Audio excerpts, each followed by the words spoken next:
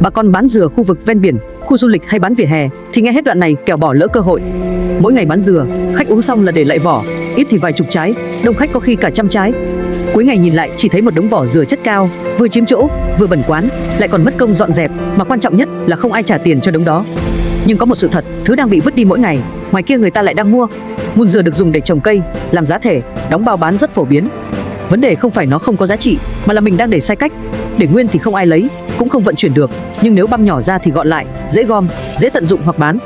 Những điểm bán dừa ở ven biển, khu du lịch hay vỉa hè lại có lợi thế rất lớn là ngày nào cũng có vỏ dừa, nguồn nguyên liệu gần như không bao giờ thiếu.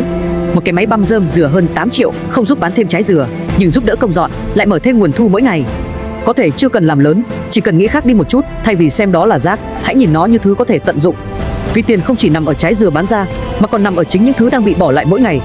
Bán dừa xong, đừng vội dọn nhìn lại đống vỏ đó, có thể đó chính là tiền mà chưa ai lấy.